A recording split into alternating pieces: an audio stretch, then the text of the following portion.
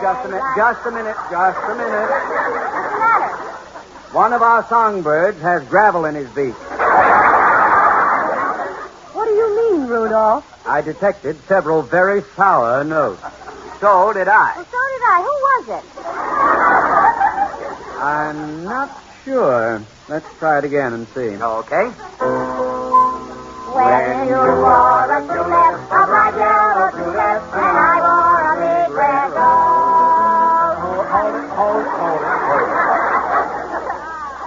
We aren't going on until we find who's singing off key. Well, I'm not doing it. I'm not doing it. Neither am I. Well, needless to say, I'm not doing it. Well, how can we find out who is? Well, I'll tell you what we'll do. I'll hit a note on the piano. We'll all sing it at one at a time. Like this. Oh, la, la, la, la. Now, Iris. George. Liz.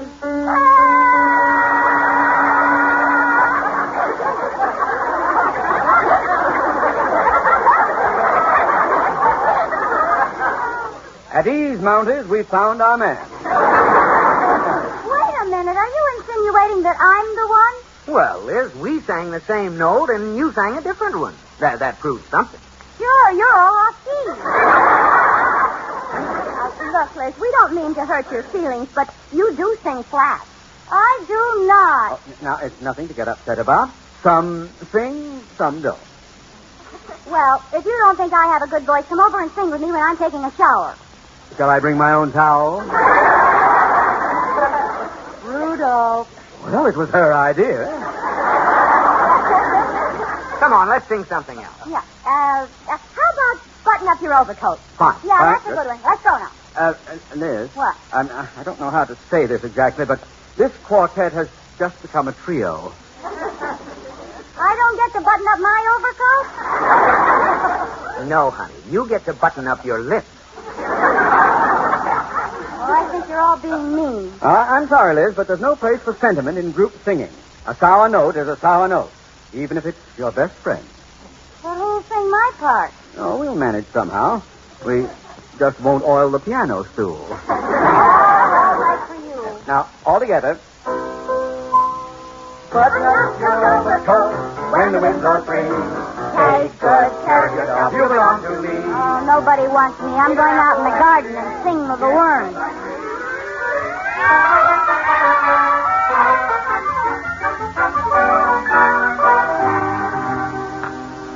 Good morning, Liz. Well, if it isn't Al Jolson. Now, Liz. What time did Bing and Dinah go home? Well, if you're referring to Mr. Atterbury and Iris, they left about 1 o'clock. You know, and I certainly thought it was rude of you to go to bed while they were still here. Well, I don't care. I got a little sick after you buttoned up that crummy overcoat for the third time. Oh, what a story. Well, how would you like it if your husband and your best friend told you to shut up? Well, we didn't mean to hurt your feelings. It's so frustrating. There I was with all that music bottled up inside of me. And you wouldn't let me pull the cork. Oh, gee, Liz, I'm sorry. Well, never mind the apology. It might not be too long before you'll beg me to join your tired little trio. What? Professor Krausmeyer's coming over this morning to give me singing lessons. Oh, no. You just wait. I'll be able to out-sing you with one tonsil tied behind my back. Well, that's a pretty picture. Well, I have to go to work now, dear. See you in Carnegie Hall. Well, I might not make that, but don't be surprised if I'm singing on the radio before long. Oh, Liz, television hasn't heard it that much. You'll see. I know I have talent. I'll make a deal with you, Liz.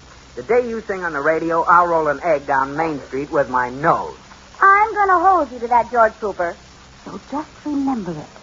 What are you whispering about? I just thought if I'm going to be a singer, I have to save my voice. Oh, I get it.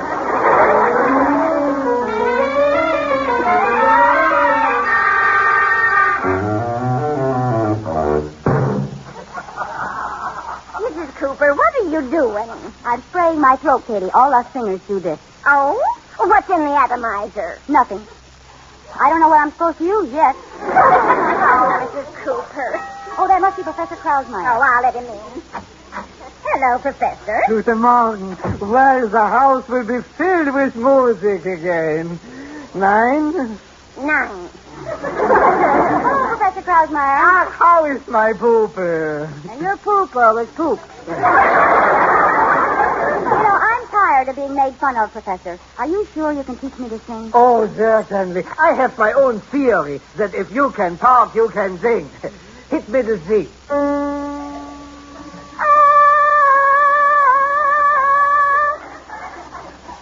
Well, there goes another theory. Well, let's not get discouraged so soon. Ach, you're so right. Maybe the piano needs tuning. Yeah. Let's try that again. There. That's amazing. It isn't C, it isn't D. It also isn't E, F, G, A, or B. Congratulations, Mrs. Cooper. You are the first human ever to sing X. Pretty good, huh? Oh, yeah, sure. Now, to show you what little sense I got, we go on with the lesson. Now, listen. Now, do you think you can do that? Sure. With your mouth, not your fingers. Sing it. Oh. Do, re, mi, fa, sol, la, ti, do. No. Supposed to be do, re, mi, fa, sol, la, ti, do. Well, that's just how I sang it. Mrs. Cooper, it ain't what you did, it's the way what you do it.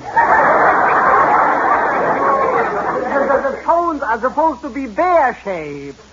Bear-shaped? Yeah, bear, mit a purr.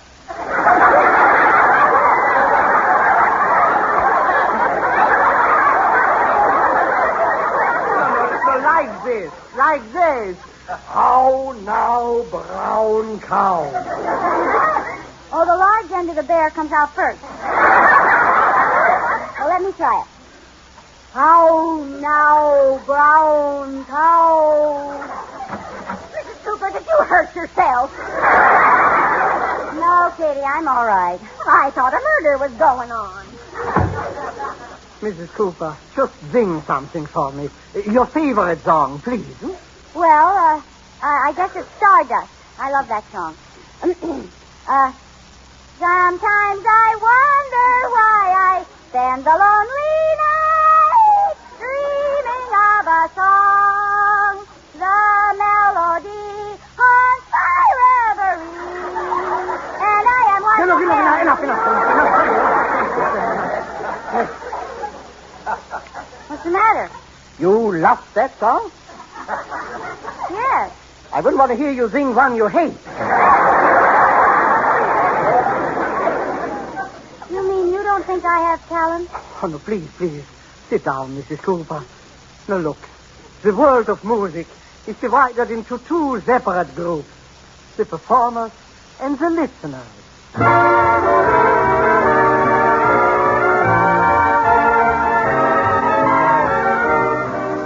Well, Professor Krausmeyer has broken the bad news to Liz that she will never be a nightingale, and she's still suffering from the shock. What's the matter, Mrs. Cooper? Oh, Katie, I'm a musical flop. Now, you aren't either. I am, too. Professor Krausmeyer won't even teach me. He says I'm a listener. Well, you should do what my sister does. She writes songs and lets someone else sing them. Oh, you have to know all about music to write songs. My sister doesn't know a thing. And maybe you heard that hit song she wrote. Think of your friends as bananas and count me as one of the bunch. No, I don't think I ever heard that. Well, maybe you heard, I call my little boy Tripod since he's grown another foot. Those are hit songs. No, but they will be when she wins the songwriting contest she entered. It's on the local radio station. You mean a songwriting contest anyone can get into? Like your sister or you or me? Sure, they have it every week. Hey, this sounds like just what I'm looking for. Nobody can say I'm not musical if I'm writing hit songs. I should say they can. I'll try it. Get me the rhyming dictionary, Katie. Terry Jacob Cooper writes again.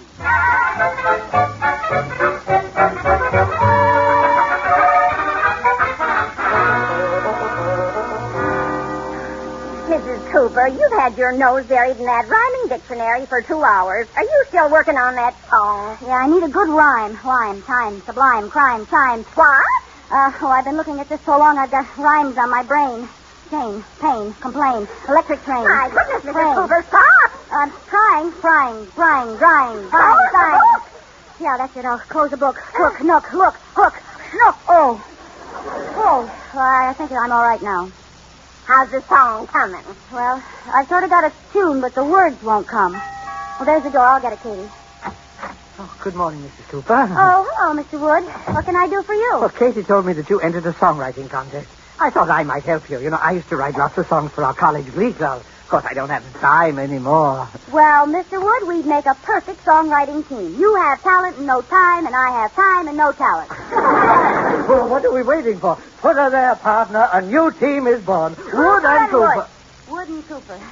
That's better. Well, now, let me see. Where will we begin, huh? Well, I got sort of a tune started, but I don't think it's any good. No, play it. Go ahead. Maybe we'll get an idea from it. All right. Let's see now. It goes like this.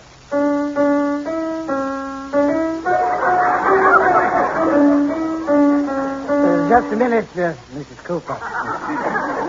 No good, huh? Oh, no, I like it, yes. And I think some words that will fit to it just came to me. What are they? My country, 'tis of thee, sweet land of liberty, of thee I sing. My country. Oh, I wish I was dead. Don't feel bad. All songwriters do that at first. They do? Oh, yes, I remember the first song that I wrote. After I wrote it, they told me I stole it from Tchaikovsky. But I didn't. Well, that's good. No, I stole it from Freddie Martin. He stole it from Tchaikovsky. Well, we better write one we don't steal from anyone. What's the matter? You crazy? We want the first song to be a success, don't we? Now, we'll examine the hit songs of the past and take the best parts of each. Good idea. We better make it about a girl. Look at Margie, Dinah, Laura, Sweet Sue. And on the other hand, there should be a city in it, too. Look at Chicago, Chattanooga Choo-Choo. Meet me at Old St. Louis. Right, and it has to be Western. Western? Sure, Ghost Riders in the Sky, Mule Train. Right. Oh, this is easy. The song's practically all written. All we need is a girl who was born in the city and falls in love with a ghost rider who beats her with a whip. Let's get started.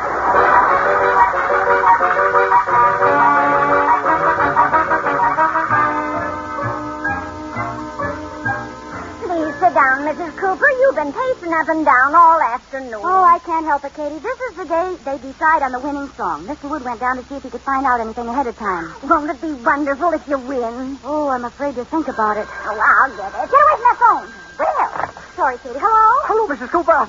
Our prize won first star. What? Mr. Wood? We won! Oh, really? I just talked to the head judge, and he said, in his 35 years as a musician, he's never heard a song like ours. Oh, this is wonderful. We're going to sing it on the radio tonight. We? Well, the rules say we both have to appear. Look, you sing the song, and I'll just stand there and look pretty. Well, okay, Mrs. Cooper. Be at the radio station at 7 o'clock tonight. Well, don't worry. I'll meet you there, and I'll bring George in the goodbyes. Atterbury! Goodbye. Atterbury, goodbye.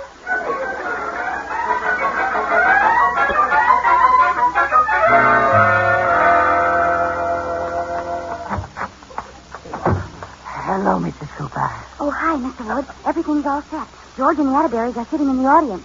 Is the program on the air already? No, not yet. Well, then why are you whispering?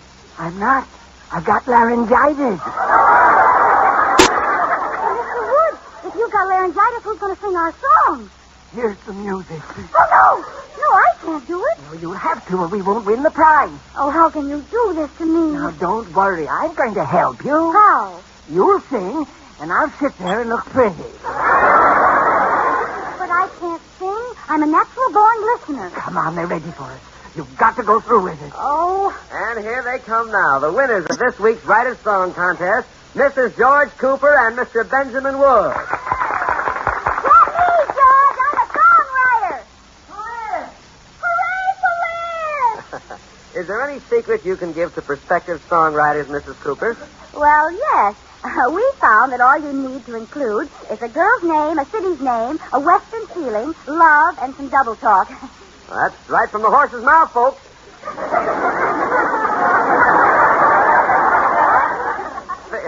Figuratively speaking, of course. Now, I know you're all anxious to hear the song that won the contest, so let's get right to Mr. Wood, who will sing and play the original composition. Mr. Wood has laryngitis, so there's been a substitution. I'm going to sing the song. Oh, yeah! All right, Miss Cooper, go ahead.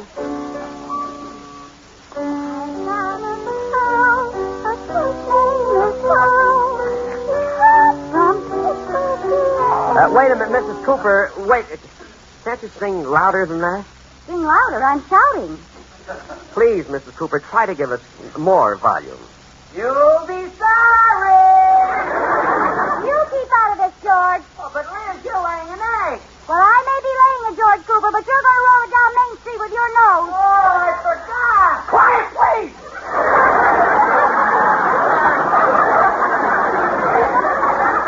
Now, Mrs. Cooper, we have to hear your song so you can collect your prize.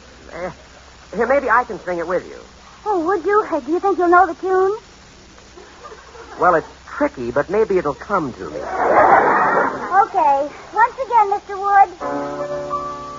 Oh, I've got a girl. Her first name is Pearl. She comes from Pittsburgh, VA. She looks like a witch, but her old man is rich. And her last name is Yippee-Ki-Yay. Hiya! Hiya!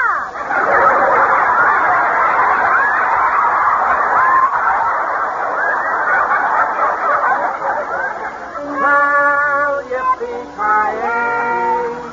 Whose little doggy are you? Do you hear this refrain as you drive the mule train? Hiya! Hiya!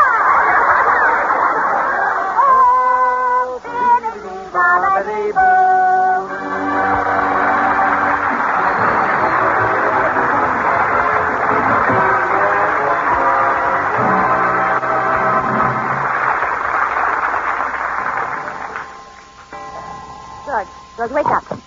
What's the matter? You're snoring. Oh, I didn't hear anything. Oh, I can't stand this. How can I muffle that man? I know. A pillow over his face. Ah, peace and quiet. See, it's quiet. It's too quiet. George, speak to me. Oh, what have I done? Say something. George, make a noise. Snore. Oh, what a beautiful sound. I won't say good night because he's asleep. Good night, Liz.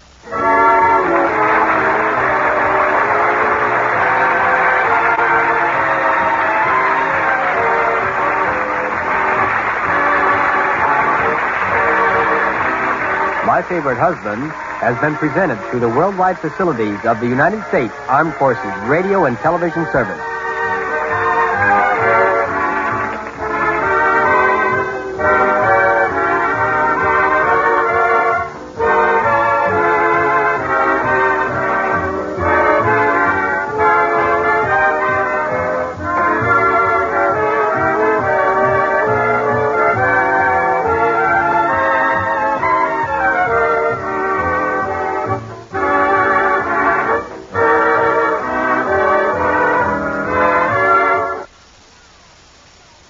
Would you credit it? 50-odd years of baking same old Ovis. Now top brass at Ovis tell me they want an alternative. Still with same wheat germ goodness, but a bit softer like and less crusty. I told them I'm too old to change my ways now. I'll put one at lads onto it. Very nice, young Harold. If you like that sort of thing. Hovis Handy Look. A new, softer Hovis. Throat feel scratchy, tickly raw. That's what Vic cough drops are for. Tastes like a sweet, soothes like a medicine. Vic cough drops. Well, come in, Smithers. What is it? Speak up, boy. Orange juice. No, sir. New Kellogg's Rise and Shine. Eh? Fiendish. And look at this, sir. No peel, no pips, and it's got vitamin C. Well, Smithers, I suppose this is it. What are you doing, sir? Thank you, Governor. Wife and 3 pips to support. Thank you. New Kellogg's Rise and Shine. Now tastes as good as orange juice. Lemsip is a complete cold treatment. It's made to help lift headache and feverishness, clear your stuffy nose, soothe your tickly throat, and bring you warmth and comfort. Lemsip, a complete cold treatment.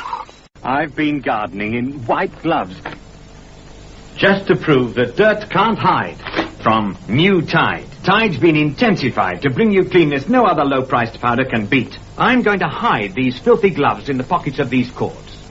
Too tough a test for a low-priced powder? Not for new Tide. Now for those hidden gloves. How's that for cleanness?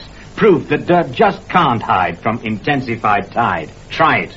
You know how much dogs love fresh meat? Well, here's something pretty amazing. New hap. Moist, meaty, really juicy chunks that look and taste as good as fresh meat. Dogs love it just as much. See, one collie's eating fresh meat, the other hap. Now watch. You can even change the bowls over, and the dogs love it just the same. Give your dog new hap. It looks and tastes as good as fresh meat. Is that proper farmhouse cheddar? No, I don't think so. What about that? No. It's quite nice, though. Is it? Do you think I might try a piece?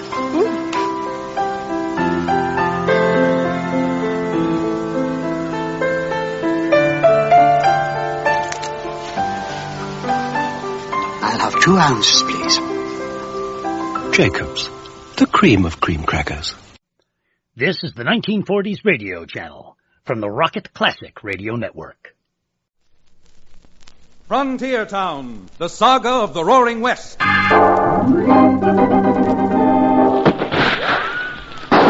Frontier Town. El Paso, Cheyenne, Calgary, Tombstone. Frontier Town.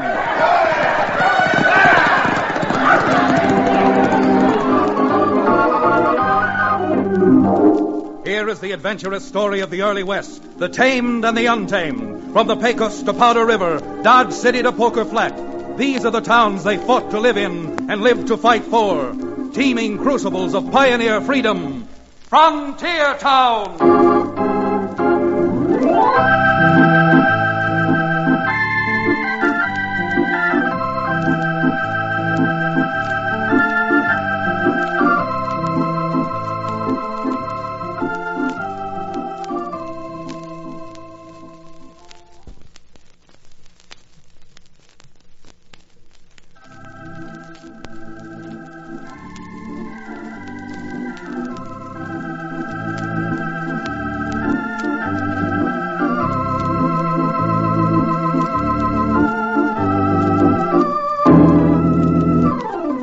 Hello there.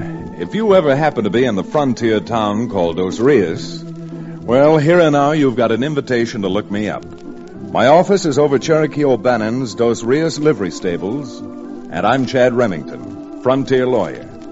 Now, don't go misunderstanding my invitation. I'm not aiming to say that when you're in Dos Rios, or even on the frontier itself, you're going to need a lawyer. But being a lawyer, and a frontier lawyer at that, I'm certainly equipped to tell you a yarn or two to pass your time waiting between stagecoaches. Now, of course, they say that a good salesman always shows his samples.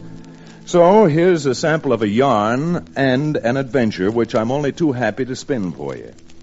Now, it all started when a brazen and cold-blooded gang of road agents, under the whiplash of a gunslammer known as Pecos Rowley, waited until Wells Fargo had carried a large shipment of gold into town. And then they swooped down, guns blazing. Stand to go! Don't let him get away! Cherokee, come on. Up this way with me.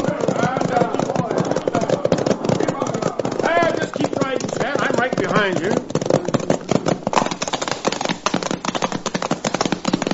Counselor, I'm not objecting to being in this posse, but I'm not a mountain goat. Where are we going? Back into these hills, Cherokee, until we find them or lose their trail. Now stop jawing and keep that horse moving. Come on.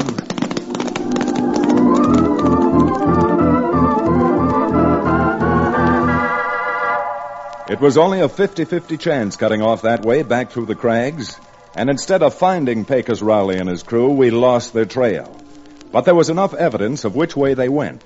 So, when upon returning to town, I found that Wells Fargo had posted a $5,000 reward, I euchred Cherokee into packing a bedroll, and both of us set off through the narrow confines of Steamboat Pass, heading for the broad, sweeping valley we called the Green Hills country.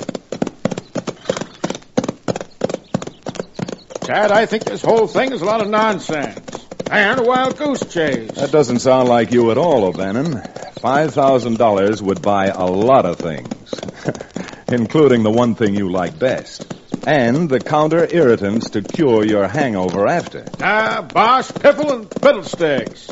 Besides, with a bloodthirsty killer like Pecos whatchamacallit, an excursion of this nature is fraught with danger. Danger? Yes, with danger. How do you know where he's heading out? Where he might be? Why, any moment riding along here, he might spot us over the sights of his rifles and... Down, Chad! We've been discovered by that polecat. That polecat you're talking about, Cherokee, doesn't seem to be any more than a pole kitten. Here, you see him over there? About 10 years old and not even ankle high to a prairie dog. Well, by the bear, the top of the prophet. An adolescent ape like that has no business packing a gun. Hey, you. You, youngster. Come on over here. Come on, you pint-sized imperial pest. Shake it up. I'm coming. What's your hurry, Tenderfoot? Tenderfoot? Why, you sawed-off son of Satan's stepchild. I've got a good mind. Hold it, Cherokee. Here comes someone riding up. Maybe this is his father.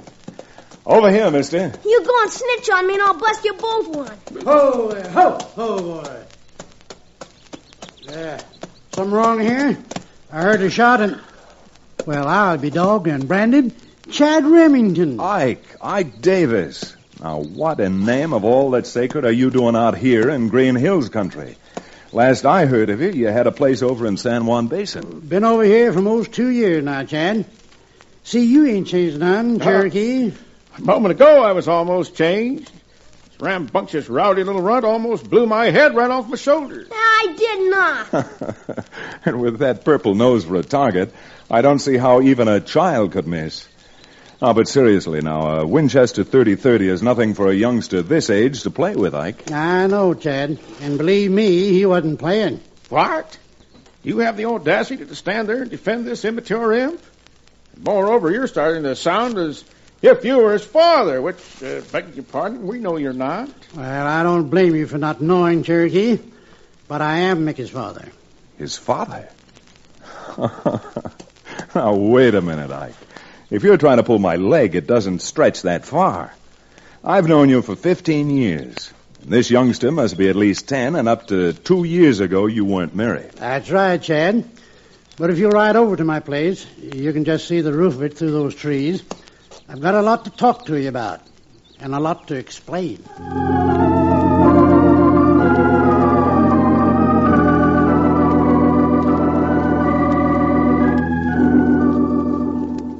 Now, wait a minute, Ike.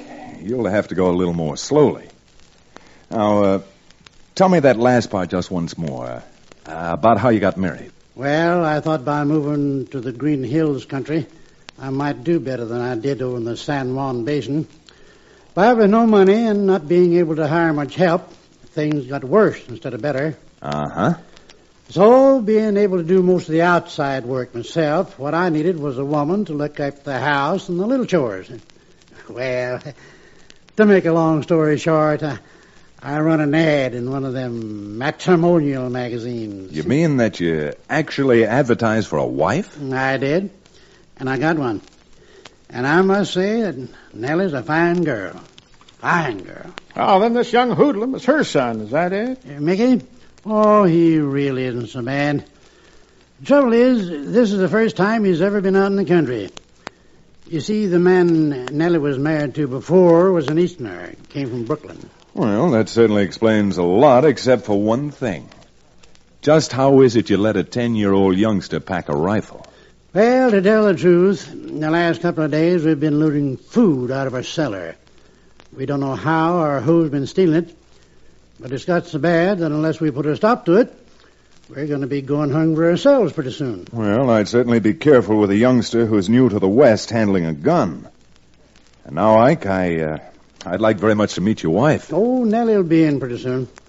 She's out in the barn doing the milking. You see, I run a few head of cattle, but trying to do it all myself, even with the little help I get from Mickey, it can't amount to much. For instance, right now, I should be bringing in the hay for the winter feed. Well, if Cherokee and I can be of any help while we're over here, we'd be only too happy to give you a hand. Ah, Chad, in the first place, you forget what we're over here for. And in the second place, when I bend my elbow, I'm not in the habit of bending it with a pitchfork. Well, a little bit of honest work won't do a bit of... Oh, come on in, Nellie. I want you to meet two of my old friends from Dos Rios. Well, any friends of Ike's are certainly friends of mine, I always say. Chad Remington and Cherokee O'Bannon, my wife, Nellie. How do you do? Well, I'm very pleased to make your acquaintance. I'm sure likewise. Nellie, Chad and Cherokee are going to stay here for a few days and help us get in the hay. That's certainly nice of them. When Mickey was a little baby, we spent a 2 weeks vacation down at Bensonhurst. That's on Long Island. And I was surprised to see how everybody went out of their way to help their neighbors. Well, it's the same way out here, Mrs. Davis. Except that if we Westerners didn't help one another, we wouldn't have much of a West. Oh, ain't that the truth? Except we got some neighbors now who keep helping themselves to our food without us knowing anything about it. Neighbors? Yeah, that's what I was telling you about. Of course, we don't know who it is, but if we ever find him, they're going to have a hide full of buckshot. Cherokee, to get the hand done, we'll split up into two teams. I'll work with Ike, and you and Mickey can work on another rig. Mickey? Yes, Mickey. And the point I'm trying to make is this. While you're out haying, you keep your eyes open and your gun handy. If you can find who's been pilfering the food out of the Davis' cellar, there's the barest chance you may end up $5,000 richer, thanks to Wells Fargo.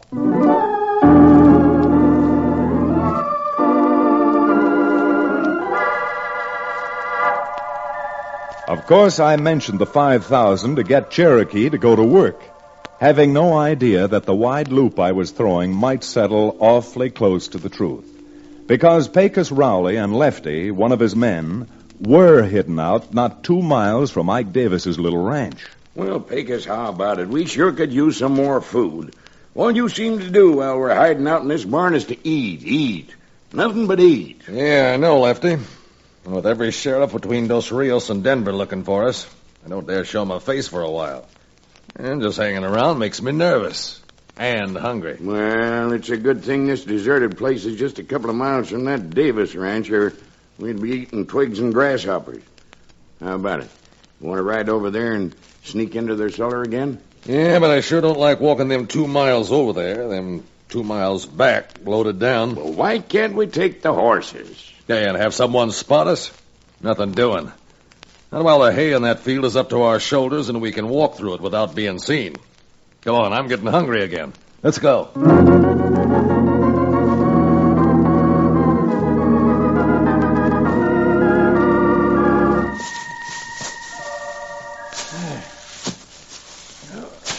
What's the matter, Cherokee? Pitching hay too much for you?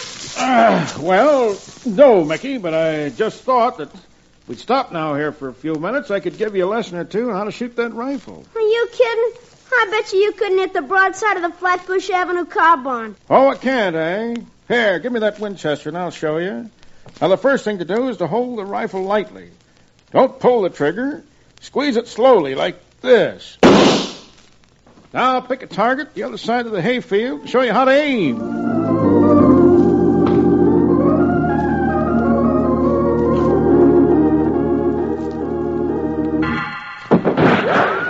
Lefty, hold it. Who in blazes tossed that shot, Pecos? Hey, you see over there? Huh? Some Jasper with a rifle and a little kid. Pecos, you think they spotted us? Not from where them last 2 shots went, but I'm sure going to find out. Come on.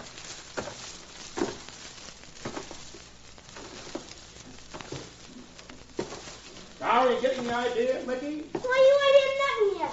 We were back in Brooklyn, and I'd take you down to Coney Island to a shooting gallery and teach you. Wait a minute, Lefty.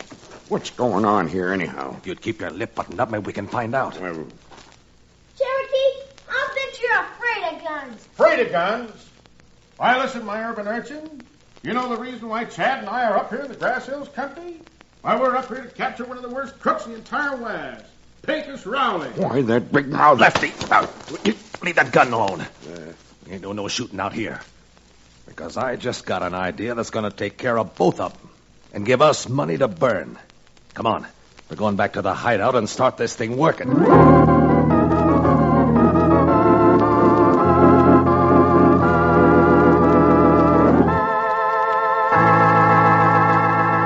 We'll return to the second act of Canyon of Wanted Men, our exciting frontier town adventure, in just a few moments.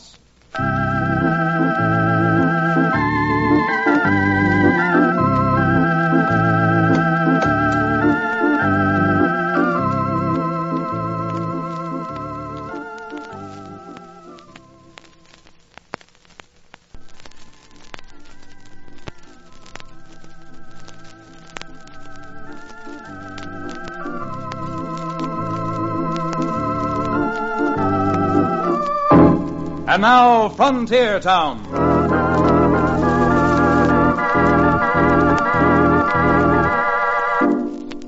Of course, to spin this yarn, I'm putting the cart before the horse in some places. That is, I'm telling you now what Pecos, Rowley, and Lefty were doing, although at the time neither Cherokee nor I, nor the three Davises, had any idea, not alone that they were in the neighborhood, but that they had spotted Mickey and Cherokee. Well, so I don't get the chronology too confused before we go back to the Davis Ranch, let's find out just what it is Pecos had in mind when he said that running across Cherokee and Mickey was going to mean money in the bank to him. I don't know, Pecos. Maybe I am stupid, but I still don't see what you're driving at about that kid we seen in the hayfield. Look, you heard what he said, didn't you, while we were walking up toward him? Yeah, but... He said something about Coney Island, didn't he? Sure. Coney Island's back east somewhere, huh? New York, ain't it? That's right. New York. So? So, a kid that age who knows about Coney Island must come from New York. Must come from New York? How do you know? By putting two and two together, that's how. Ain't you heard? Some of these ranchers out here are taking Eastern dudes in for boarders, like they do at hotels. Well, what if he does come from Coney Island? It certainly was no reason for not ventilating them and that red-nosed monkey with him. What's the matter? You got friends in Coney Island or something? No, you knothead. I ain't got friends in Coney Island. But if you'd ever stop to think, maybe you'd see what I mean. If the kid is a dude who's out here boarding at the Davis Ranch, what does that mean? Yeah, never mind, I'll tell you. It means his old man or his mother has to have a hatful of dinero, that's what. Rich Easterners. Okay, so they're rich Easterners. What's that to us? What's it to us? Oh, nothing. Nothing more than $50,000. Don't you see? We go over to the Davis Ranch tonight, sneak into the kid's room and grab him. Yeah? Then we leave a note that tells them if they want to get the kid back, it's going to cost them $50,000 of Uncle Sammy's nice new frog skins. Now do you get it? Say, you got a real good idea there, Pecos. Real good. Only, what happens if they don't pay us the $50,000? Or if they ain't got that much? Then you can do what I stopped you from doing this afternoon. You can get out that gun you're so anxious to use and shoot the brat full of nice little round holes.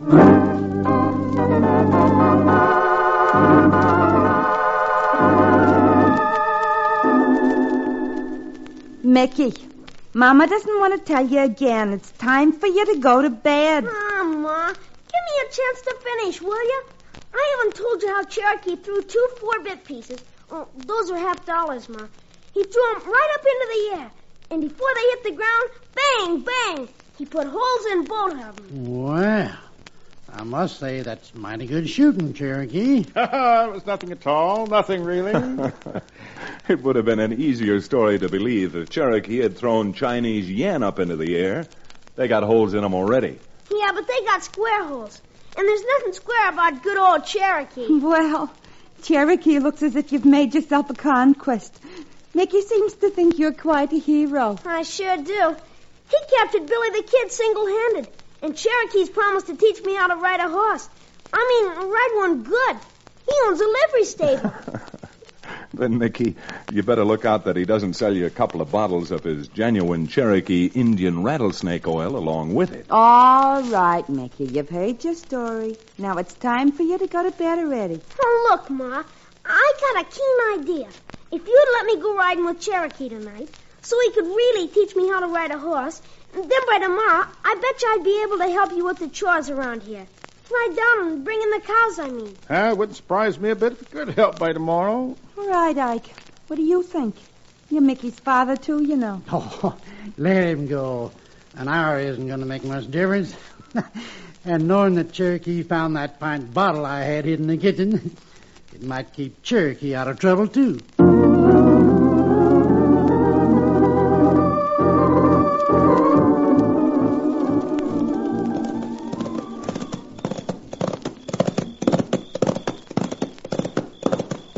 Hey, Lefty, quick, rein up. Oh, all right. What's up, Pecos? What's the matter? Look, will you? We're playing in luck.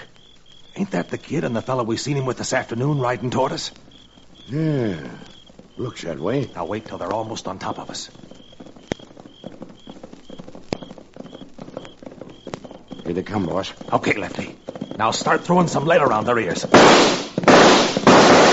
All right, hold it. You don't want to get blasted clean out of your saddles. You're smart, mister. You leave that gun right in its holster. What's going on here? What is this? Oh, nothing. We're just taking you and this kid for a little ride. Go on, you lay a hand on me and I'll slap your ears off. Well, you better do as he says, Mickey. Why don't you do something? I thought you were the guy who captured Billy the Kid. Well, I was. This doesn't happen to be Billy the Kid. You said it. And if you're interested to know just who it is, my name's Pecos Rowley. Uh-oh. Hey, look. Cherokee fainted and fell right off his horse.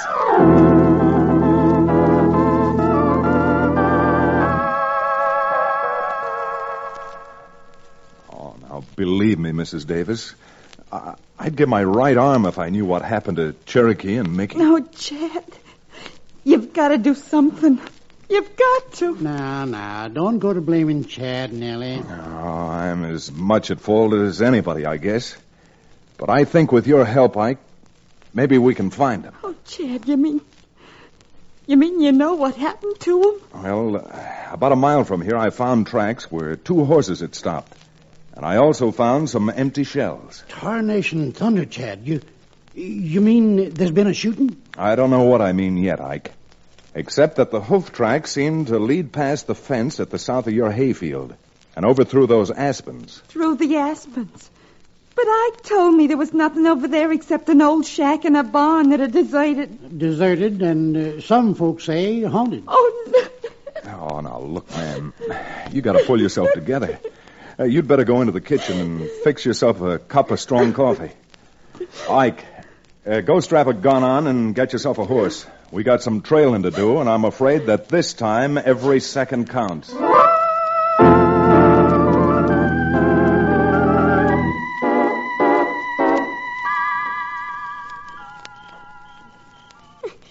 Cherokee, you gotta get us out of here. This barn's spooky. What do you think I am, a magician? I've got so many ropes tied around me now, I feel like a Vienna sausage. Jiminy, Cherokee, what are we gonna do? Well, Mickey, I wished I could give you the answer. Say, have you noticed? The boards in this loft we're standing on are rotten.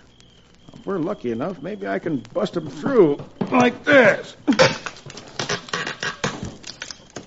Cherokee, I think I hear someone coming. All right, come on, Lefty. Bring a lamp so the kid can see to sign that note I wrote for him. You low-down, good-for-nothing thieving crook. What are you back for now? I just wrote a note I want this brat to sign so we can collect some money from his mother. Lefty, you climb up to that door. What's that? That's me getting loose, that's what it is. Mickey, look out! Lefty, he's busting through the floorboards.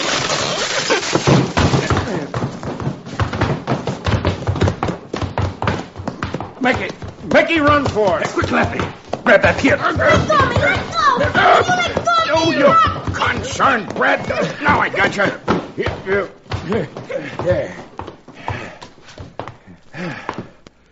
Well, thought you'd give us the slip, did you? Well, we blame near did. Yeah, you blame near did. But so you blame near don't do it again, I'm going to put you someplace you'll never get out of. A 6-foot hole. Ah, go on. You wouldn't dare shoot Cherokee. Well, if you've got any ideas on how to stop Mickey, speak up now or forever hold your peace. All right, you. You got any last words? You know, something they can put on your headstone. Why, if I told you all the last words I have, I'd be here till a week from next January, you pusillanimous, pasty-faced polecat. All right. That's the last thing you're going to say on this earth. Chad, look out. They both got guns. They both better use them. Ike, you grab the little one quick. Come on, Pop. I'll help you.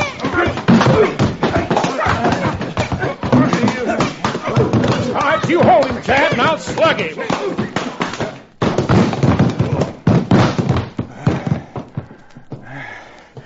Well, Mickey, and you too, Cherokee. I don't know how you did it, how you found them, but this was good work. This varmint is Pecos Rowley. Yes, Jiminy Christmas. Cherokee's gone and fainted again.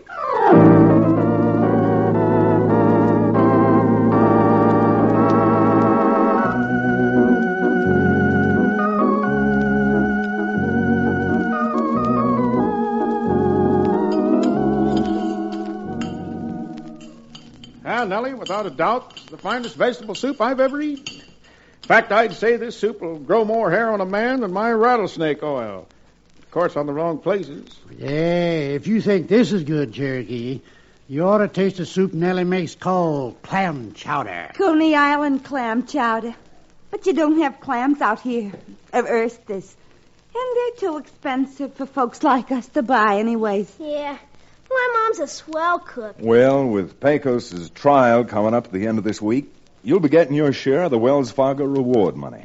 And that ought to buy you a lot of things that you need. Jumped up John Thomas Chad. No such thing.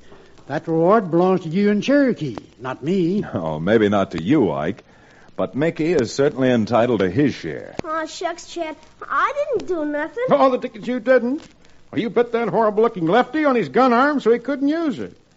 As a matter of fact, I think you saved my life. Well, if that's true, Cherokee, maybe you ought to give Mickey your share of the Wells Fargo reward, too. Oh, no, I should say not. I wouldn't hear of it. Nellie, it might prove to be a very good thing for Cherokee. Anytime he gets his hands on money, he throws it away over the nearest bar. Ah, but not this time, Counselor. This time I'm putting my money in the savings bank. Oh, so? And why the change of heart? Well, they gave me a little pocket bank to save my nickels and dimes in. It has a quotation on it. It says, "Giant oaks from little acorns grow." Yes. So, being a man who is interested in any kind of corn that can age an oak, I figure I ought to end up owning a distillery.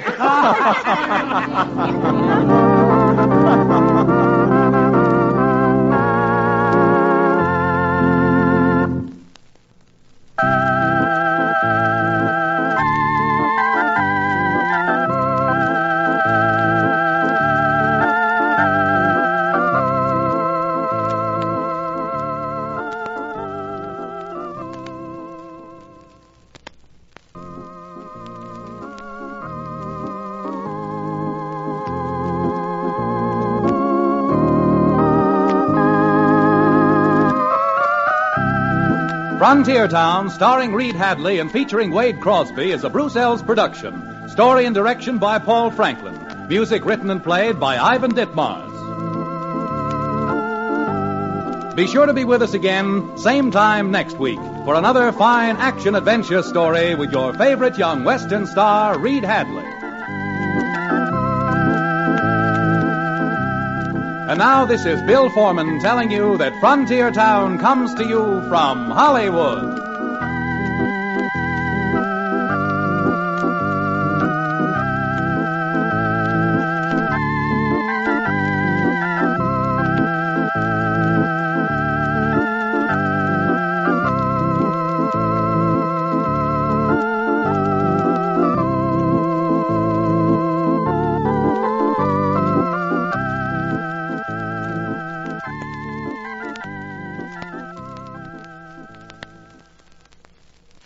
If you're paying this kind of money for a car, you'd want it to have a touch of style, legroom,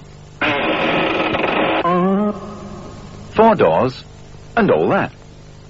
And if this is what you had in mind, you don't even have to pay that kind of money for the new Skoda Super Estelle. Skoda's new Super Estelle puts the man in the street And his dog. on the road.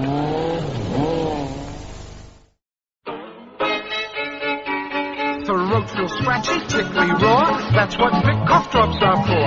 Tastes like a sweet, soothe like a medicine. Vic cough drops. We adore her. We adore her.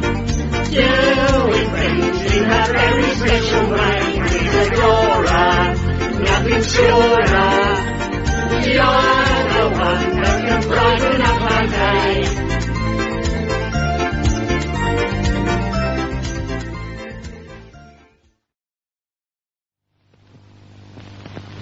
We had a party last night. It's a wonder the place isn't in a worse shape. You know how it is. You leave things overnight, takes twice as long to put them right. A bit like forgetting to watch your weight.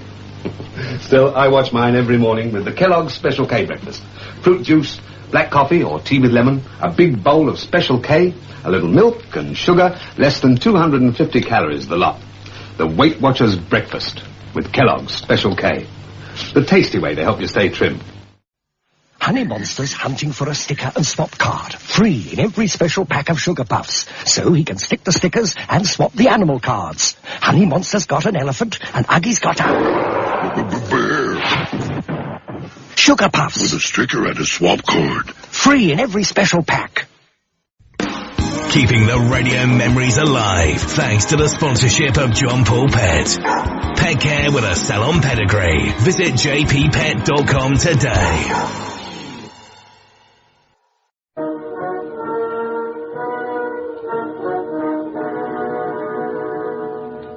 Unsolved Mysteries.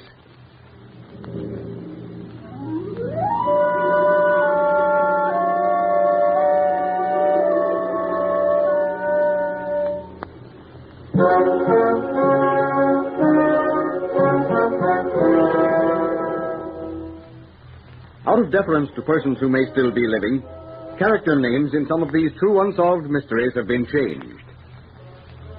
The moving finger writes, and having writ moves on, nor all thy piety nor wit can lure it back to cancel half a line, nor all thy tears wash out a word of it. In all the history of crime and criminals, the truth of that quotation was never better proved than in the amazing case of Belakis, the mystery man of Europe.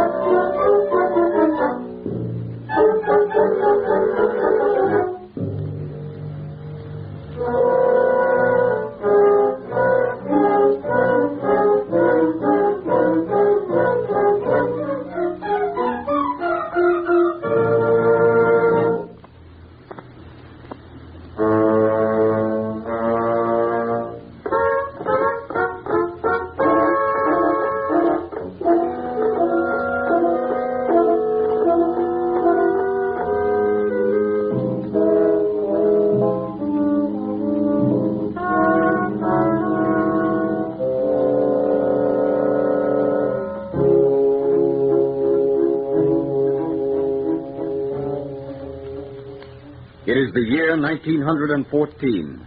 The scene is the office of the Chief of Police in Budapest. The Chief is seated behind his desk, while in the doorway stands a woman. Her face is white. Terror stares from her eyes and her hands tremble as she tears her tiny handkerchief to pieces. But, Chief, you must believe me. Your assistant does not. But I tell you, someone will be killed if you do not listen to what I have to say. Now, sit down, my child. Calm yourself. Are you ready to listen to your story? Last night I went to the theater. I sat next to a gentleman. He looked like a gentleman. We spoke about the program, you understand? I understand. And having spoken to him of the program, he suggested you have supper? Yes, we went for a drive in his motor car. And he asked you how you'd like to visit his home? Yes, sir, but how... How do I know? It's always the same story. Of how much money did he rob you? Money, sir, I had no money. He did not rob me. He tried to kill me. It was horrible. I nearly died of fright. No. Complete the story. I went to his home, at Castle it was. He asked if I would like to have my fortune told. I said yes. He told me to gaze in the crystal globe. But first he gave me some pale yellow wine to drink. Yeah, go on. I felt my senses slipping away from me. I was staring hard in the crystal. A shadow, I know not what, made me glance in the mirror. I saw him. He stood behind me, his eyes glaring, green they were, eyes of fire, his face almost black. And in his hand he held a piece of green silk cord. It was looped and had a slip knot. He was going to slip it over my head. Yes, and then? Then I fainted. The next thing I knew, I was lying among the shrubbery in earth-cut apart. Very well. We will look into the matter. You do not believe me, do you? Oh, I would not say that. No, Paris. Someday you will regret. Goodbye. 3 weeks later, a wealthy society woman tells a similar story to the Budapest chief of police. 4 weeks later, another.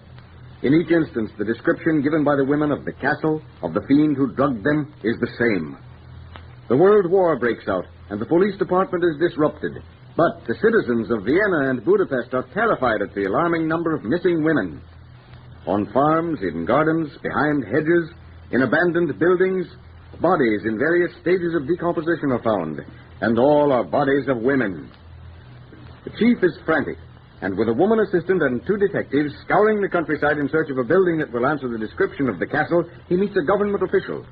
Well, Chief, what are you doing out here? Seeing the country? Well, what are you doing here? The government has ordered the seizure of all gasoline for the war, you see. I'm detailed to this district. I'm in a few minutes going to that castle upon the hill. Oh, the castle? May we go with you? Certainly, it will be a pleasure. Oh, this is Herr Hartmann. He is the gentleman who told us there's gasoline stored at the castle. But get into the car. We should be off. Oh, yes, indeed. Stories you hear around here. It's an unusual country. You know, there is a tragic story behind that castle. Yes? Indeed, yeah. Bela Kiss, he owned the castle, and it's a very beautiful wife. They were so happy. Everybody in the village was happy in their love. But alas, What? she disappeared. Poor Bela Kiss was desolate. She had run away with a younger man. It was terrible. What did he look like, this Bela Kiss? He was a handsome man, tall, elegant, thin-faced, I would say, and black-haired, high cheekbones. It's the same man. It's the description given by these different women, all right. You're looking for him. Yeah, we certainly are. But go on. What is the finish to the story? An old woman went to do the cleaning at the castle. Bela Kiss told her she must not go into a certain room. Regular Bluebeard story. But the old woman, like all old women, was inquisitive. She looked and saw what? 5 big vats. We have good reason to believe these vats contain gasoline. Oh, but here we are at the place. We'll soon know for certain. Out of the car pour the officers. The empty castle rings to their footsteps as they make their way to the forbidden room. Strangely enough, the key is in the lock. The door creaks. There are the 5 vats against the wall. A strong odor of alcohol. They move forward and look into the vats. Horror stamps their faces as they see in each vat a naked woman, and around each neck the bluish mark made by the strangler's cord. Name of all the saints. Where is the wreck? This is ghastly. I have come to find gasoline, and I find 5 corpses. 5? Yes, but with all the corpses found throughout the city. The Dalton, get the men to dig the gas. I shall have it done. On the instant, I shall have it done. Yes, and you have, you know this monster, this Bela Kiss. Where is he? He was killed in the war. 26 bodies of women were found buried in Bela Kiss's garden. Over 160 pawn tickets relating to the women's wearing apparel and jewelry. Furious that death in the war had cheated in the capture of the monster, the chief returned to Budapest and tried to forget the horror of the 5 vats. The war over, the chief is sitting in his office when through the door bursts the woman who had first warned him of Bela Kiss. I have seen him. I saw him today, not half hour ago. Why, who? What are you talking about? The man who tried to kill me at the castle. I saw him, I tell you. Oh, impossible. I have checked the war records. He was killed in Serbia in 1916. See, here are the records. I have kept them. Bela Kiss died of wounds August 9th, 1916. I do not care. Do you think I could forget him? Never, never, I tell you. He is alive, this fiend. But it's impossible, I tell you. Bela Kiss is dead. But soon the chief was to doubt his vehement assertions, for within a month he was to hear another story of a woman almost strangled under identical circumstances, although at a different place from the now empty castle. Besides this, the terror of missing women returned to haunt the citizens, and once again the decomposed bodies of long-dead women were found in desolate places. In just a moment you will hear a solution to the strange case of Bela Kiss, the mystery man of Europe.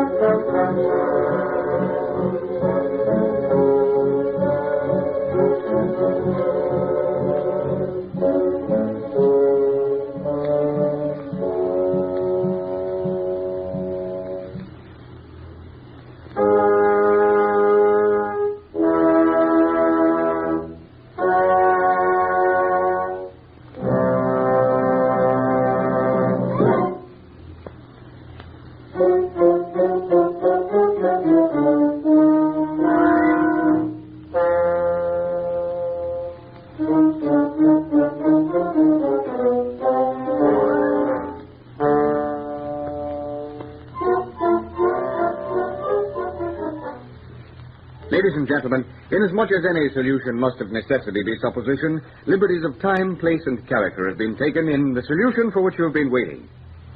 The solution of why the murders continued in the same manner as before Bela Kis's reported death in the war is taken from the statements of the Chief of Police of Budapest, who supplied the information, which, to the best of our belief, has never been published in American newspapers. The scene is the hospital in which Bela Kis had been reported as having died of wounds. The Chief of Police, remembering how the first woman had warned him of the fiend's activities, determines to carry his investigation further than the official army records reporting death. The Chief questions a nurse. You, of course, know the murders in and around Vienna and Budapest. Yes, naturally. Although, like everyone else on war service, I was too busy to really keep up with the report. Well, we did not give all our information to the press. We decided we would have more success by keeping something secret. I can understand that. Now, this man, Fiend is a better name, has probably been responsible for the death of over 300 women. I would like to find out if there are any hospital records other than the official report of Bela Kis' death. You don't mean that Bela Kis is the man you suspect? I do. In fact, it isn't suspicion. It is an established fact. But that's impossible. I nursed Bela Kis till he died. And a young and pious-minded boy of 20 could hardly... 20? Why, Bela Kis was over 40. Not the Bela Kis who died here in this hospital. He was a young boy, I tell you, and I know I nursed him till he died. Ah, then I have the solution. How badly wounded was Bela Kis when he was brought here? There never was any hope that he might recover. Anyone could have seen that he must die. And Bela Kis, the real Bela Kis, undoubtedly exchanged his identification disc and papers with the wounded man, knowing full well that the young boy would be buried as Bela Kis. And he, the monstrous wretch, free to pursue his murderous career unhindered. But I'll get him. I'll get him. Back to Budapest races the chief. For 4 days he works feverishly, taking no one into his confidence, but ordering his men to stand by. One night, to a house on the outskirts of town, drive 2 police cars filled with officers. The chief leads the way from the back of the house to one of the upper rooms. Now, listen, you men. Listen. I want absolute silence. I am decided in my own mind that Bela Kis has trapped the various women he has killed by advertisements in the papers. So I decided to use his methods and inserted this advertisement. I'll read it. Young woman, widow, with moderate fortune and with moderately good looks, desires company of men of culture, preferably 40 or over. Must be tall and dark. Object, matrimony. And you expect Bela Kis to answer that? He has answered it. He'll be here. A taxi at the door. A man is getting out. Ah, gee, it's Bela Kis. He looked up. He's getting back into the taxi. After him, please. Down the stairs rush the police. The taxi, with Bela Kis standing on the running board, speeds toward the river with the police car in pursuit. He's going to shoot. Get him! Get him! Bela Kis slumps. He's hit, but he hangs on. The taxi reaches the bridge. Another burst of bullets. Several shots take effect, but with one last effort, Bela Kis throws himself from the taxi, pulls himself over the parapet of the bridge, falls like a plummet, and disappears forever under the foaming waters of the Danube. And so, coincidence, the World War, a search for gasoline, a nurse who remembered a patient, provide the solution for a 15-year-old unsolved mystery. Bela Kis, the mystery man of Europe.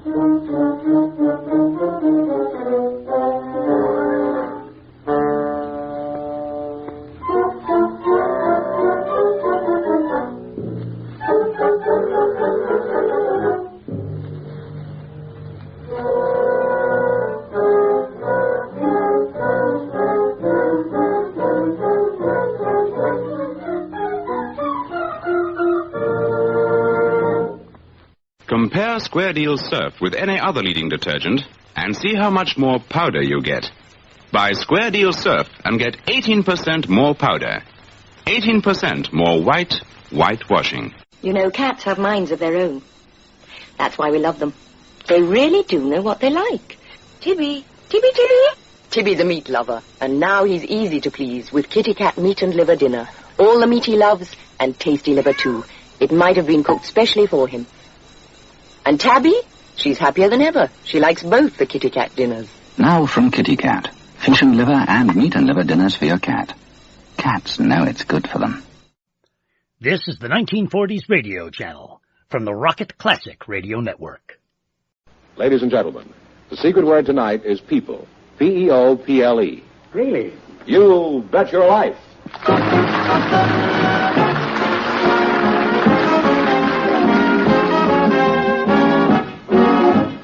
The National Broadcasting Company presents Groucho Marx in You Bet Your Life, the comedy quiz show transcribed from Hollywood. Groucho meets our first contestants in just 1 minute.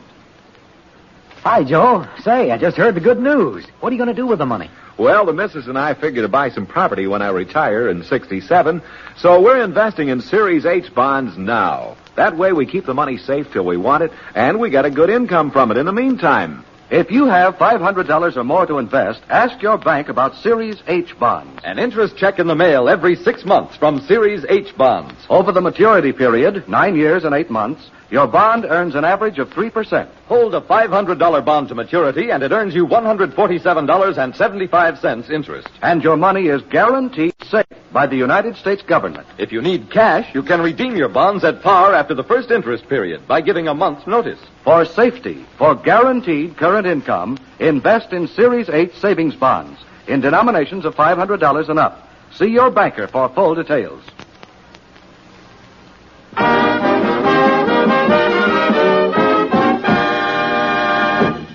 Here he is, the one, the only...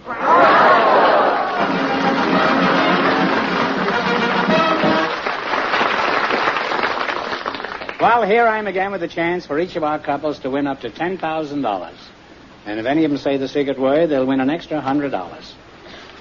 George, who's first? Well, Groucho, we have Viva Smith and David Ewan waiting to talk to you, so folks, you come in, please, and meet Groucho Marx. Welcome to You Bet Your Life. Say the secret word, and you each take home an extra $100. It's a common word, something you see every day. Viva Smith and David Ewan. Ewan? Ewan, that's right. Ewan. Viva, I've heard of Viva la France and Viva Via, but where did Viva Smith come from?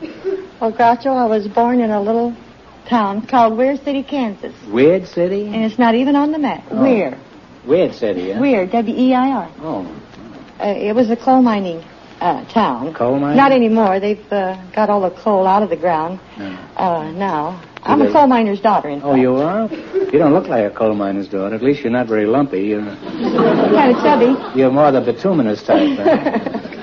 And you're David Smith, eh? No, David Ewan. Oh, you're David Ewan? Ewan, that's right. Where are you from, Dave? Well, I was born in Austria, just outside of Vienna, and I came here when I was 4.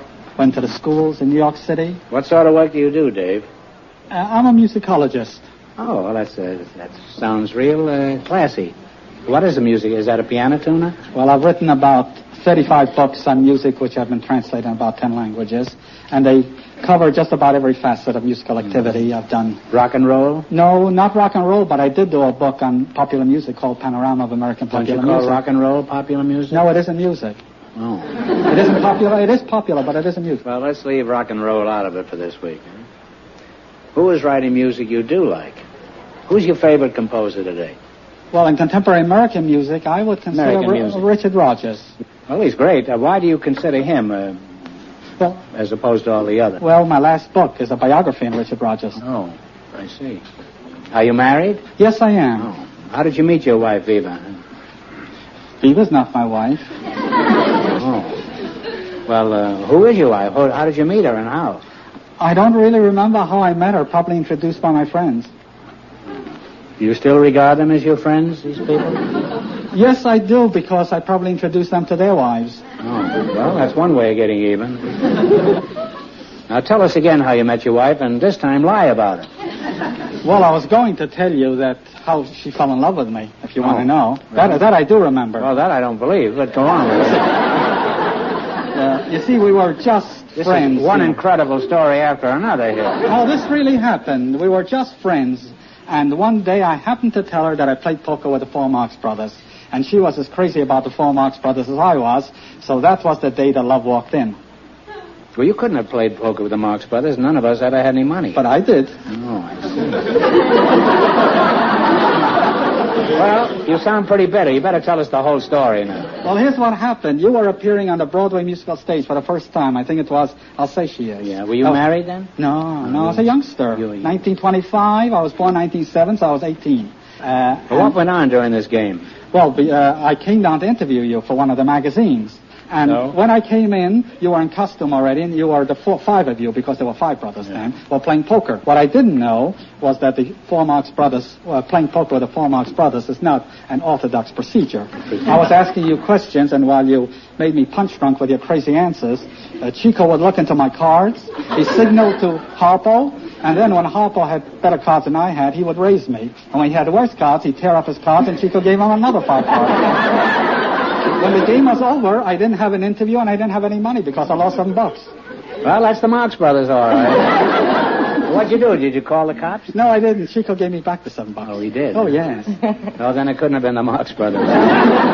Must have been the Dolly sisters. Well, time is running out, so let's go from the musical world to the financial one and play You Bet Your Life. Now, remember your partner, so you can discuss anything before you make your final conclusion. You selected literature. I'm going to ask you some questions. If you miss 2 in a row, you're out. If you get 4 in a row right, you win $1,000. Number 1, the first question is, in the 1600s, who wrote the 3 great comedies, The Silent Woman, The Alchemist, and Volpone? Ben Jonson. Ben Jonson. Ben Jonson is right, yes. And you're on the way with 1 right. In which of Shakespeare's plays was Caliban a character? Caliban. Yes, I know. Midsummer's Night Dream. No, I'm sorry. It's The Tempest. Oh, that's... Well, now we have 1 wrong. Don't get the next one wrong or the game is over for you. Who wrote the King Solomon's Mines and She? A book called She. King Solomon's Mines, She. Oh, yes, I know. He's right. Rider Haggard? Rider Haggard is right. Scared me. You have 1 right now. Scare me, too. Who wrote Jungle Stories and Kim? That's Kipling. Kipling. Kipling right. Herring, that's right. No, just Kipling, yes. Now, what author created Uriah Heep? Uriah Heep, that's Dickens. That's right, Dickens. You're almost there. Get the next one right, and the $1,000 is yours. He lies across the ice in what famous novel? Uncle Tom. Uncle Tom's Cabin. Four in a row.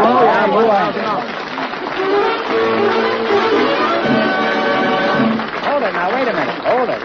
Now, you won $1,000. You can keep it and quit, or else you can come back later and try to double your money. You may even get a crack at $10,000. So go over there and sit down and think about it. And if we don't see you later, thanks for being on the show. And you certainly worked for that money.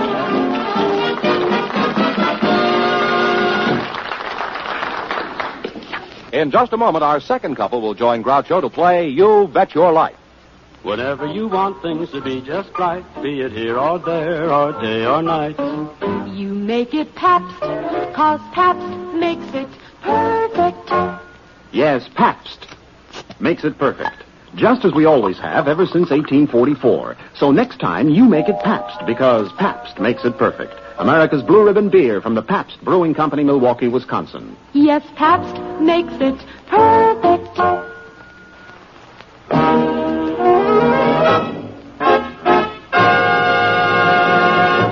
George, what have you got now to... Well, Groucho, we have a couple to baffle me. I think this will, too. We have a couple of brothers on deck now. They're Ted and Tom Lagarde. So, boys, you come in, please, and meet Groucho Marx. Welcome to You Bet Your Life. Say the secret word and divide an extra $100. It's a common word, something you see every day.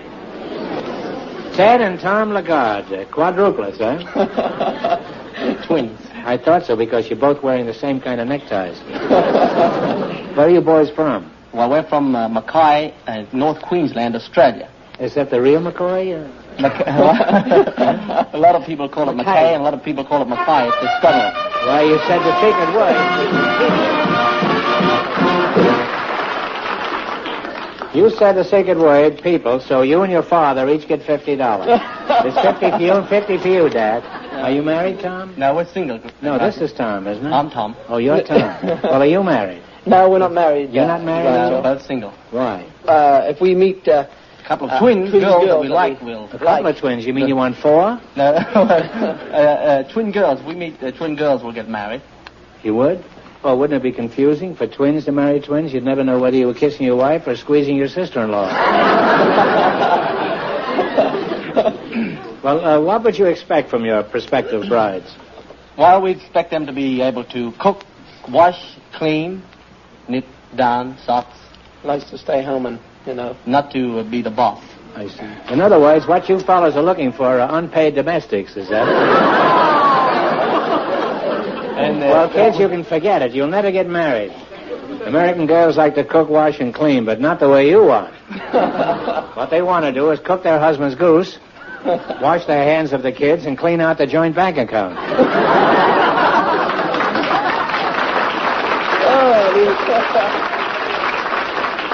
I want to thank every bachelor in the audience. Even a couple of married men are applauding. What did you do over there in Australia? Well, we worked on Ted? You're Ted. Yeah, I'm Ted, yes. Yeah. Then you must be Tom, right? That's right. You're right to ask me the question. Yeah. Well, I'll answer the question. Yeah, you keep your trap shut. I've changed my mind. I want to ask you the question. What did you do over there? No, I've skipped again. I want to go back to you. Well, we were born on a farm, and we cut cane until we were 13. You cut cane until you were 13? Mm-hmm. Where was Abel while this was going on? Sugar cane. Which is sugar cane. Oh, sugar cane. Well, I cut school until I was 40, eh? Well, we left home when we were 15. We went to work on a cattle station. What's that? Like a ranch. It's like a ranch. Like a ranch. And right. We used to drove cattle, round up cattle, dip and earmark and brand and inoculate cattle. It was pretty rough. Pretty rough life. Job. They used to wake us up with the kookaburras You used to wake you up with a what? Kookaburras, around about 4 o'clock in the morning. What's a kookaburra? Is that an alarm clock? No, it's a bird. Calls out. It's a bird. The bird calls out? A bird calls out. Is this trained to do this? Tom calls like, he sings out like a kookaburra. Let's hear. How's the kookaburra go?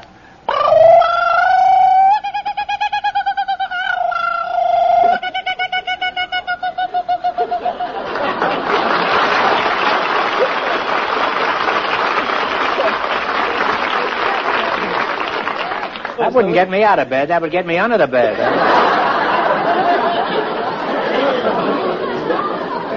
Well, why did you do this? We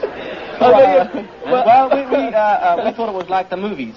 You thought waking on a cattle ranch would be like the movies? We were 10 years old, Roger, before we saw our first picture. Mum drove us into town. It was we used to live way out in the bush, 13 miles, and she drove us into town in this old sulky. It's a kind of a buggy, and we saw a picture. It was a cowboy picture.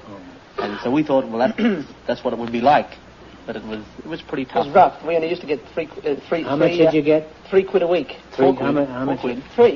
We used to get £4 a week. £3 a week. We used to get £4 a week. We used to get £3 a week and our tucker. You got your tucker? Yeah. I didn't know Sophie was in Australia at that time. Well, what did you do after that, Tom? Tucker is... He got Sophie Tucker, and what did you got £4 and you got Tucker? We went to Bubba Wabba. You went to where? Bubba Wabba. Well, cut out the baby talk. Now, let's say you're grown-up men. Bubba Wabba, and we competed in a rodeo. It was our first rodeo event experience. We broke our wrists and busted our knees. We had a real rough time, but at least we got our tucker and our expenses, bakshi. Bakshi, what's that? Is that anything like a quid? No, it's free. Bakshi means free. Oh, gratis, eh? What are your plans now? What would you like to do? We'd like to get in the movies. In the movies. In the movies? Mm-hmm. Well, the second show at the Pantages starts at 9:50. Now, let's see if you're qualified to be movie cowboys. Can you ride? Yeah, we can ride. Good? Yeah, fairly good. Can you rope? Yeah. Yes. No, not real good, but we can do a bit. Can you bulldog a steer? Sure. Yeah. Can you steer a bulldog? I beg your pardon? Well, if you can do all these things, you don't belong in Western movies. You belong on a TV panel show. It was nice having you up here, and you're real talented, and I wish you lots of success, and I'm sure you're going to have it.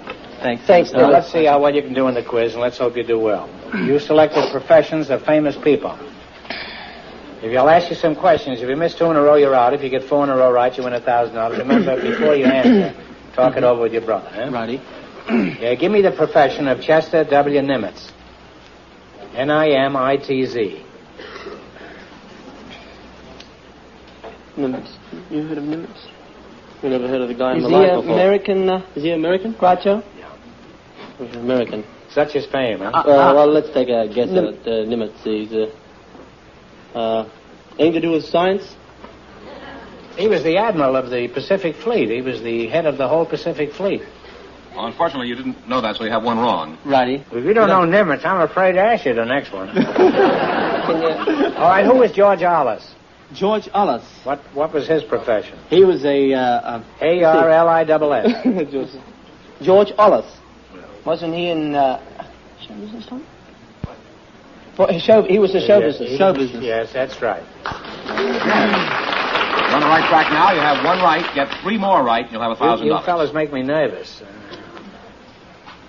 What was Sir Arthur Sullivan's profession? Sir Arthur Sullivan. Oh, why did you pick this? Well, all the categories were so complicated. So this is very simple, apparently, huh? Sullivan. It's too late. In the Parliament. He's a parliamentarian. Oh, Gilbert and Sullivan, the composer. What was Jan Paderewski's profession? Jan Paderewski. He was a great composer. Yeah, well, you're right. You have one right now. I'll find something on here.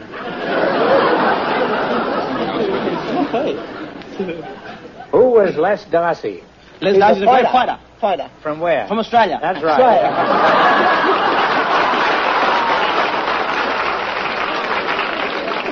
You have 2 right now. Only 2 more to go. Name the capital of Australia. Canberra. It's not on here. I just made that up. Les Darcy isn't on there either. All right. In what field is the name Frank Lloyd Wright famous? Frank Lloyd Wright. Yeah. Writer? No. Don't say that, a writer. Probably the world's most famous architect. Oh, right here. Well, now we're back to 1 wrong again. I think I'll go back to what was the capital of Australia? You have 1 wrong. Don't get this one wrong. What did Vincent van Gogh do? Van Gogh. G-O-G-H. In science? I don't know what he did in science, but that wasn't his profession. What was... He's a famous painter. Don't you remember he cut off one of his ears so he could see better? You got 2 wrong. I'm sorry you missed 2 in a row. We certainly gave you many opportunities here. Sure, we appreciate it. We don't want you to go away broke. You won $100, haven't you? Sure. Already. Well, here's a chance to win another 100. Are you ready? No help in the audience, because this is a tough one. From what large animal do we get whalebone? Canberra is right.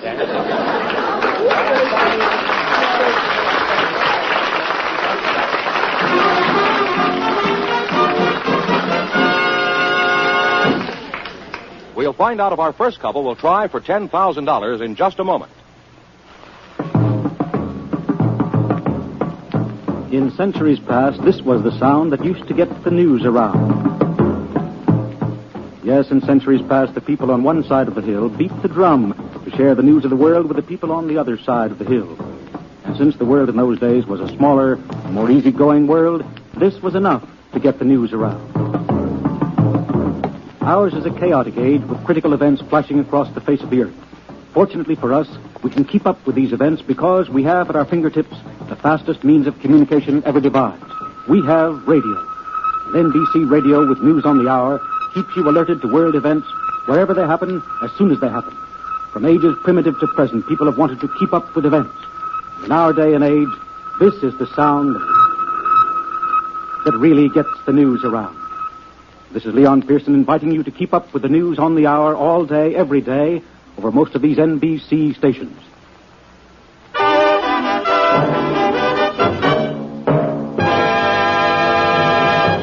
All right, George, we're ready to see who wants to get a crack at all this money. Will you bring out the first couple?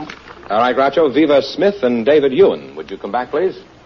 You won $1,000 so far. If you decide to try for the 10 and you fail, you wind up with a total of $500. What are you going to do? I'll try for it. What about you? Well, Groucho, I'll just keep the 500. Well, that's your privilege. You're not going ahead. That's your privilege. Congratulations on winning the $500. Now take a seat over there and watch the fireworks. Thank you.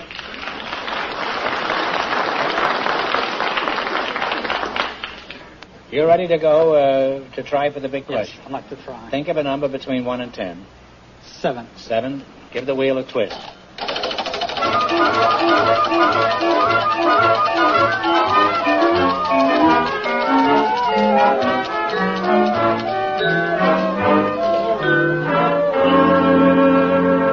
Your number was 7. It landed on 3, so this question is worth $1,000. I'm sure you're aware that Columbus sailed in 1492 and discovered the New World. But for $1,000, tell me the name of the Spanish port from which he sailed on his historic voyage.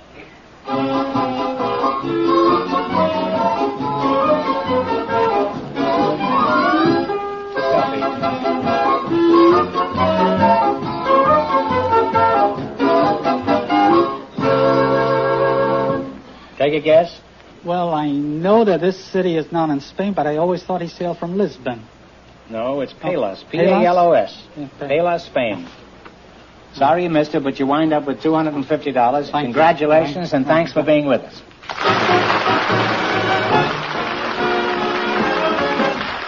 You Bet Your Life is transcribed in Hollywood. Produced by John Goodell. Directed by Robert Dwan and Bernie Smith. Music by Jack Meakin. This is George Fenneman reminding you to tune in again next week, same time, same station, to hear the one, the only Groucho. And see Groucho every Thursday evening on NBC television. You Bet Your Life is heard by our armed forces around the world.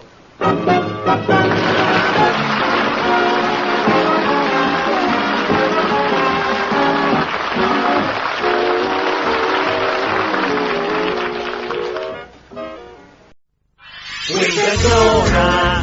We adore her. You invented her very special way. We adore her. Nothing's surer. You're the one that can brighten up my day.